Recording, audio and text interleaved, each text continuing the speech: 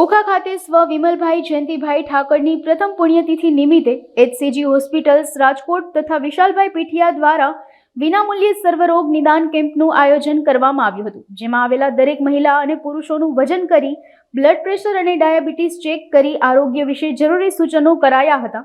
અહીં દેવભૂમિ દ્વારકા જિલ્લા ભાજપના ઉપપ્રમુખ મોહનભાઈ બારાઈ દ્વારા HCG હોસ્પિટલમાંથી આવેલ તબીબને દ્વારકાધીશનું મોમેન્ટો આપી સન્માન કરવામાં આવ્યું હતું. આ કેમ્પમાં જિલ્લા ભાજપ અગ્રણી, ઓખા નગરપાલિકાના પ્રમુખ ઉષાબેન ગોહિલ, જિલ્લા યુવા શક્તિના પ્રમુખ તેમજ ઓખાના વેપારી આગેવાનો હાજર રહ્યા હતા.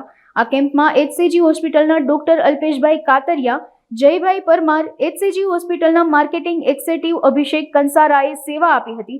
આ કેમ્પનો લાભ મોટી સંખ્યામાં લોકોએ લીધો હતો. જય દ્વારકાધીશ.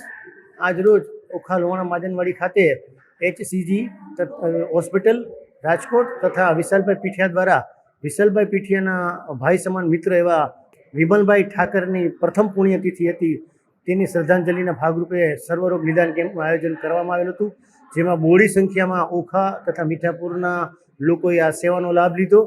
અને આ એક ભાઈબંધીની એક જે સીમાચૂનું આપણે ઉદાહરણ કહી શકીએ તેવું ઉદાહરણ હતું. જે વિમલભાઈ ઠાકર હતા તે વિશાલભાઈના અંગત મિત્ર હતા, તેની પ્રથમ પુણ્યતિથિ હતા. જે વિમલભાઈ ઠાકર હતા તેને ઓખા નગરપાલિકામાં ખૂબ સારી એવી સેવા કરી હતી અને ઓખાની જનતામાં પણ સારી એવી લોકચાહના ધરાવતા હતા. એવા વિમલભાઈ ઠાકરને અમુક પણ ઓખા શહેર ભાજપ તથા જિલ્લા ભાજપ પરિવાર વતી શ્રદ્ધાંજલિ આપીએ છીએ અને ભગવાન તેમના આત્માને શાંતિ આપે. તો અને આપના દ્વારા વધુમાં વધુ લોકો આ સર્વરોગ નિદાન કેમ્પનો લાભ લે તેવી નમ્ર વિનંતી. જય જય ગરવી ગુજરાત.